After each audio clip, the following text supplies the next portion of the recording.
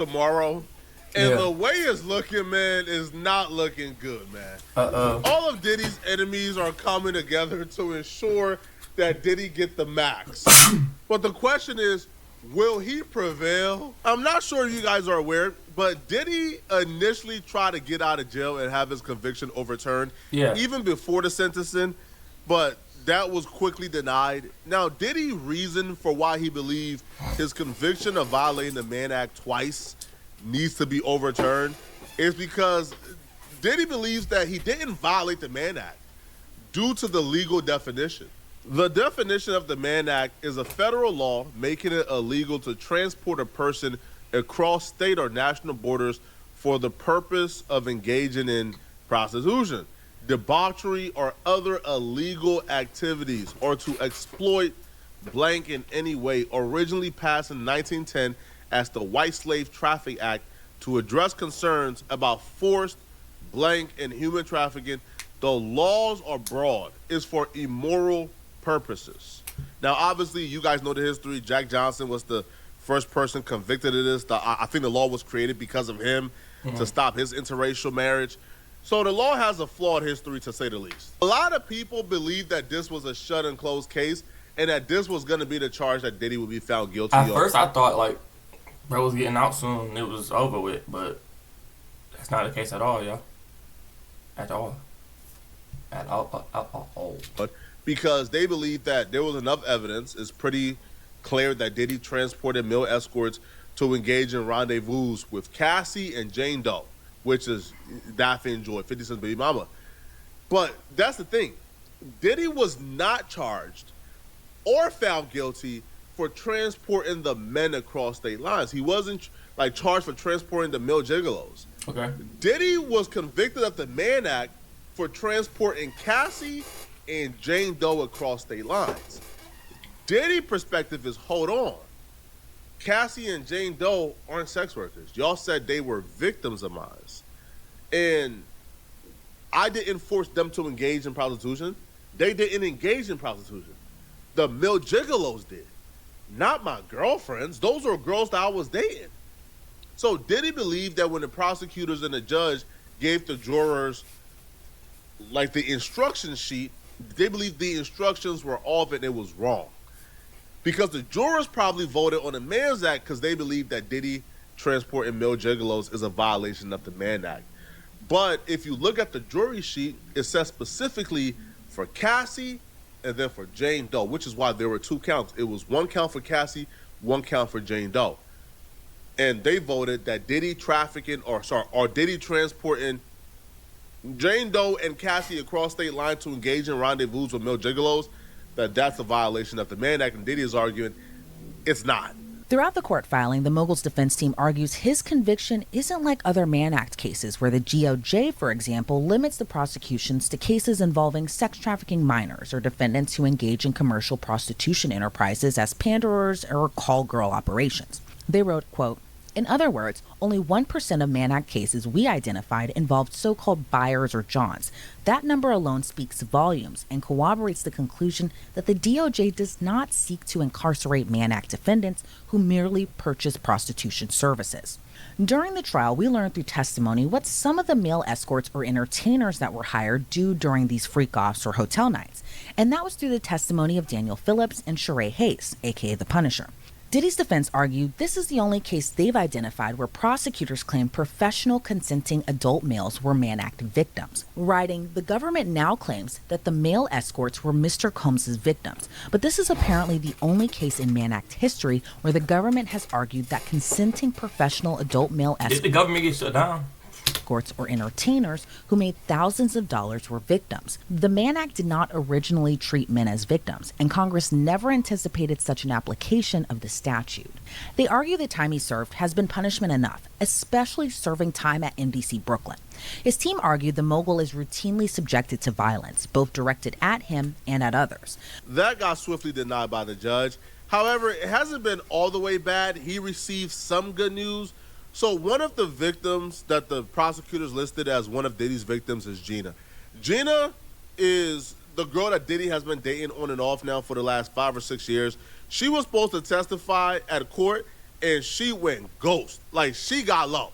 Like, she went out of town, couldn't be found until trial was over.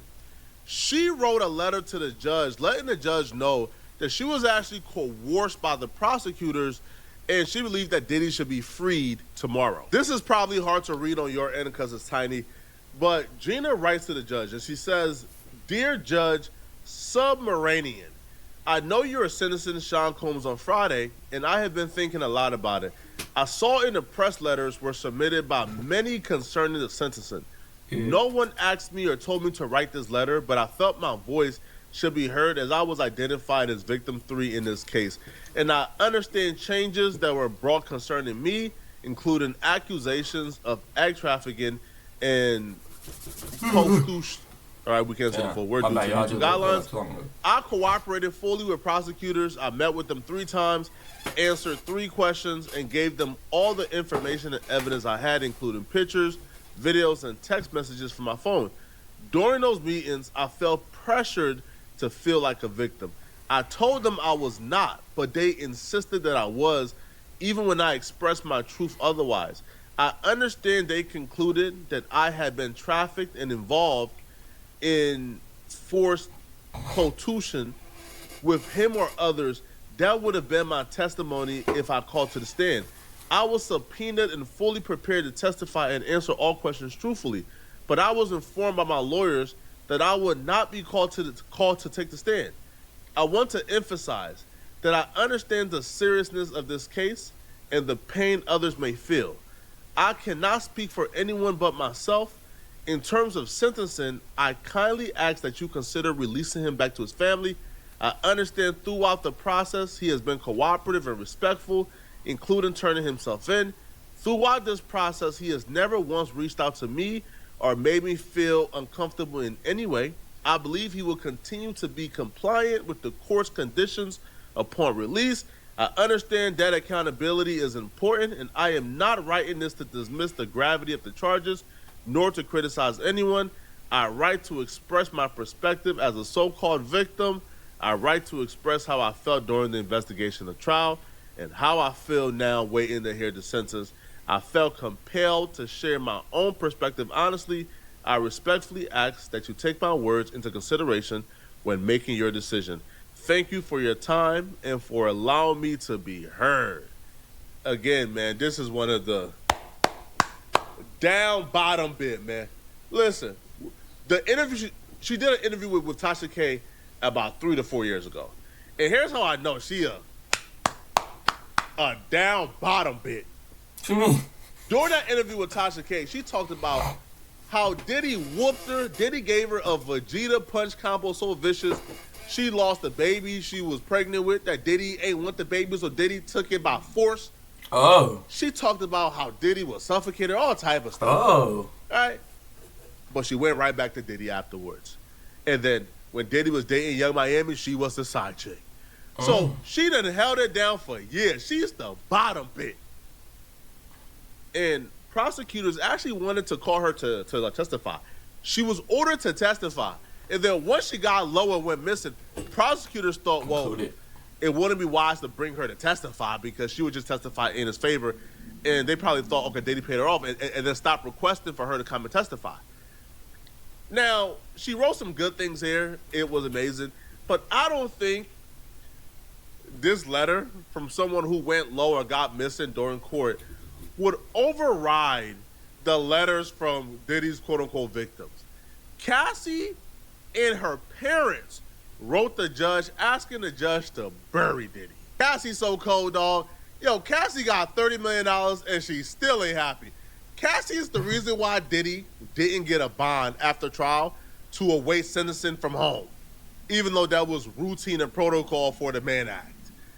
No, Cassie wanted Diddy to stay in prison, and she asking for the mask, okay? So Cassie wrote, "Dear Judge Submaranian, I have been in a cycle of thoughts and then overthought writing this letter to you. If there is one thing I have learned from this experience, it is that victims and survivors would never be safe." Bitch, you got 30 M's, man. All right, you somewhere on an island right now, cooling, chilling, sipping mimosa, eating watermelon, man. wanting that man to starve in prison. Now you cold, Cassie. Although I can hope for justice and accountability, I have come to not trust anything. I hope that your decision considers the truth at hand that the jury failed to see. Oh, now Cassie cold, man. We ain't never met nobody colder than Cassie. Cassie just asked the judge, listen, judge, I know you're supposed to get judged by the jury of your peers, okay? Your peers is supposed to judge you. And I know it's the jury decides what the truth is.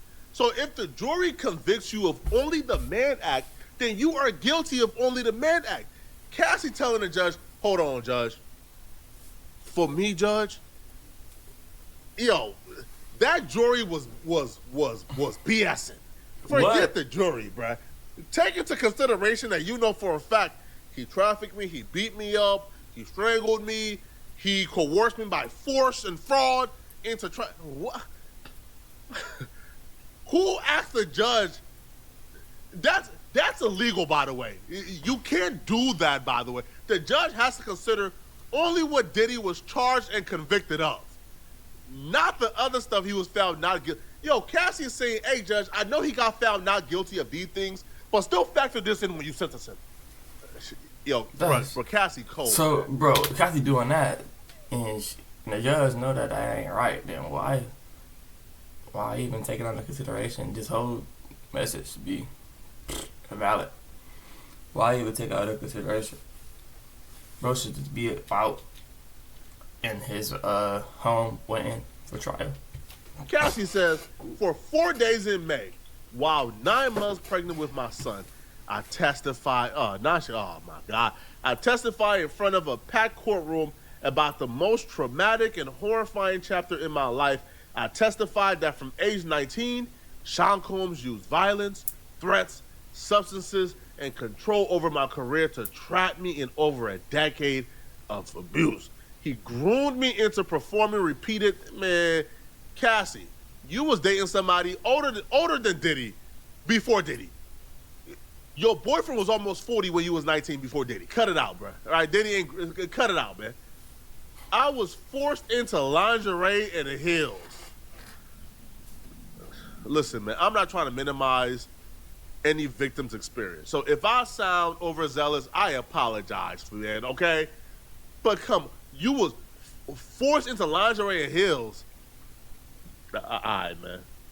Told exactly how to look and plied with drugs and alcohol so he could control me like a puppet. These events were degrading and disgusting. Every male gigolo that testified said that Cassie was the aggressor. Cassie was the one controlling everything. Cassie was the one asking for more. Cassie was the one asking for multiple men at the same time because she enjoyed it so much. Cassie was the one asking them to. All right, Cassie. Yeah, it was like disgusting. Okay. Yeah. And this right here ain't even about Cassie. This is a trend, by the way. Okay. When it comes to both men and women, humans, they do all this hoeing for years. Then they get into a long-term relationship, get a white picket fence of a family, and then start to look back and judge their former selves. She probably has brainwashed herself into thinking she's a good, wholesome wife, that she looks back and think, man, all that hoeing I was doing, I couldn't possibly have done that by free will. Right? So then, it continued, okay? So it says, I testified that I learned to read Sean Combs' signals, knowing that when he spoke of free calls, he was demanding them. And that refusing meant punishment, losing my car, my phone, or worse. He controlled every part of my livelihood and threatened to destroy my reputation by leaking tapes, a threat he repeated often. But Diddy was found not guilty of that. When you read Diddy was found not guilty of trafficking Cassie by force, fraud, or coercion. So everything she's saying right here, bruh, the judge can't even take into consideration. He's not allowed to. Diddy was found not guilty of that.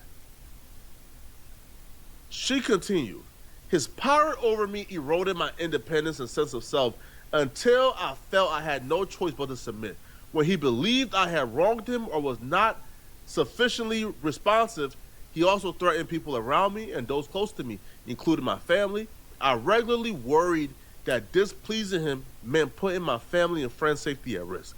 I testify how beyond these threats, Sean Combs frequently used violence to get his way.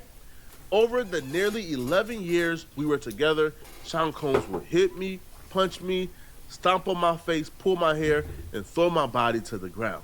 Now, if you thought she would leave it up to the judge to just interpret what she wants, if you thought she would leave it up to the judge to just, hey, judge, here's my experiences, you give whatever you think is fair. No.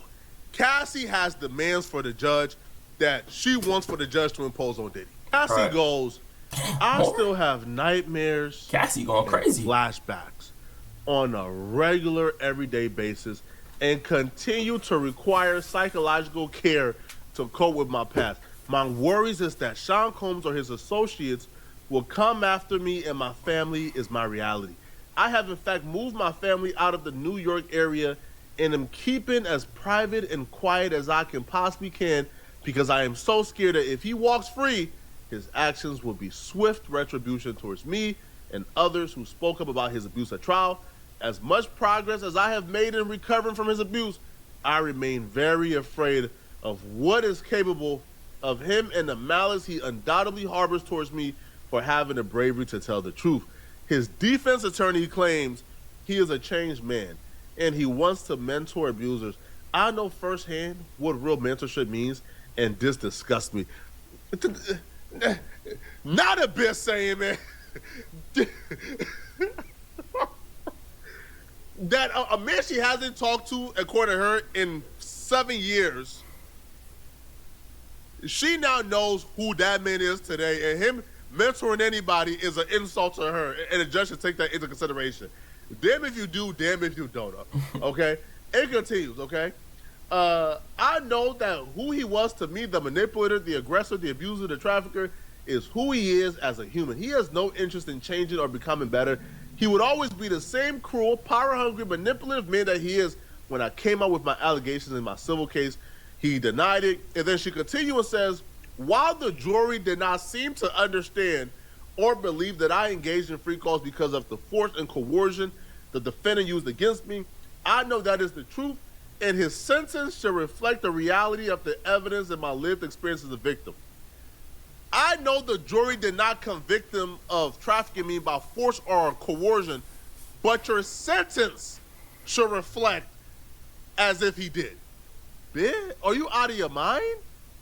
Listen, Cassie's so cold that her writing a letter wasn't enough. No. Her writing a letter was not enough. Cassie got her parents to write a letter to the judge, man. Now the parents was even more cruel, even more harsh than Cassie, bruh. Yeah. They're trying to bury this man Diddy, bruh. Cassie parents writes the judge, okay? And Cassie parents says, listen, judge, okay? Our daughter is dealing with the psychological, emotional, as well as the physical aftermath of the abuse she endured at the hands of the defendant. She will be left to deal with the trauma of his abuse far beyond that measly 27-month sentence with time served as suggested by the defense attorneys. Your Honor, listen, okay? We believe the charges that the defendant was convicted of are not only federal crimes, but they are also severe violations of human self-worth and freedom. Clearly a vile abuse of power coupled with an immense disregard for human life. To sentence lightly in this case that involves such vicious abuses of our daughter's body's safety and dignity is to dismiss her very existence. To sentence lightly would also send a dangerous message.